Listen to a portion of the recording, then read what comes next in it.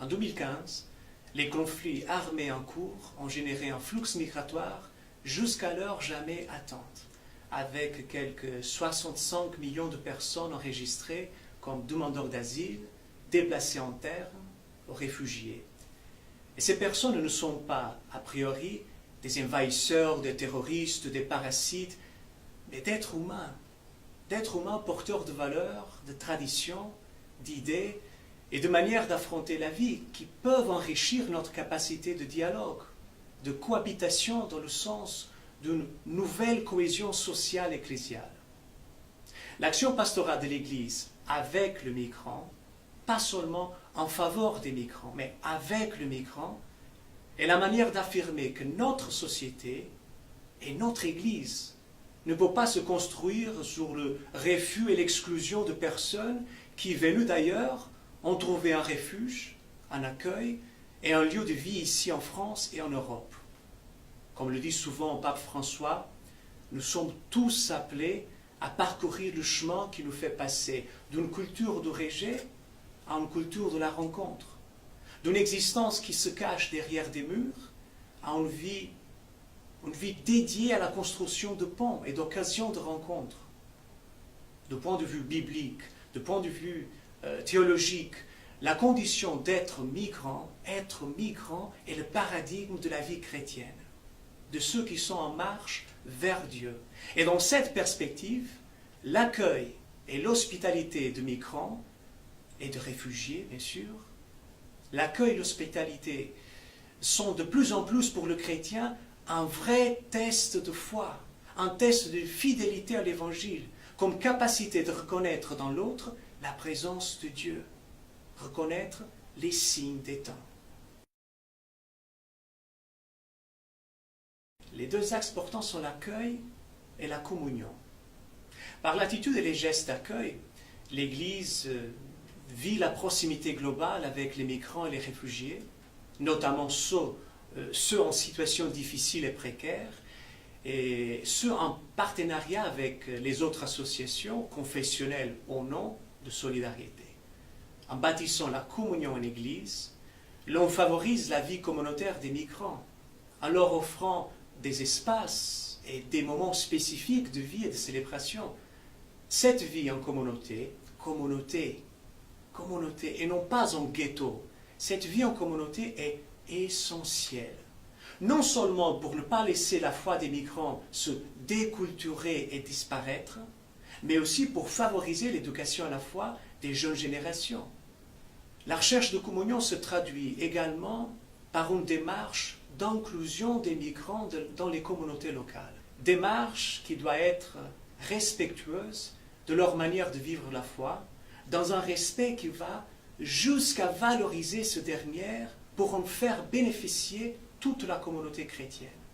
Passer d'une perception de l'autre comme étrangeté, à une réalité d'ouverture, d'accueil, de partage de la même foi en Jésus-Christ. Voici l'un des enjeux pastoraux majeurs pour que l'Église soit fidèle à l'Évangile. Et ce défi concerne ceux qui accueillent, mais aussi ceux qui sont accueillis.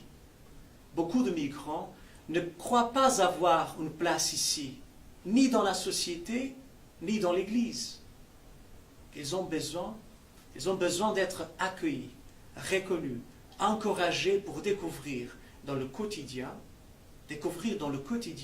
qu'ils sont eux aussi membres de ce corps qu'est l'Église. Membres à part entière de l'Église à laquelle ils ont quelque chose à apporter. Une fois passé le stade initial de premier accueil, les flux migratoires se stabilisant et les communautés d'origine étrangère s'organisant, il est nécessaire de promouvoir des processus d'intégration, intégration sociale, intégration économique, intégration ecclésiale. Dans l'Église et à l'extérieur, nous ne pouvons réduire notre action en faveur des migrants, bien sûr, à une espèce d'assistentialisme myope. L'élaboration de projets qui cultivent le dialogue et la culture de l'altérité est nécessaire. Cette culture de respect des différences est un instrument indispensable à la construction d'une société européenne intégrée, où les différences culturelles doivent être accueillies et valorisées, mais aussi mises en communication et en communion les unes avec les autres. Pour cela, il est nécessaire de dépasser la vision, on peut dire presque démoniaque, la vision démoniaque du multiculturalisme, souvent présenté et perçu comme facteur de désintégration sociale, ferment de conflits. Nous vivons en effet dans des sociétés métissées, sociétés propices aux rivalités. Mais ce n'est pas en niant les différences, peut-être avec le rêve d'une identité nationale mythique, que le problème disparaîtra. Sachant que le multiculturalisme est réel, est irréversible.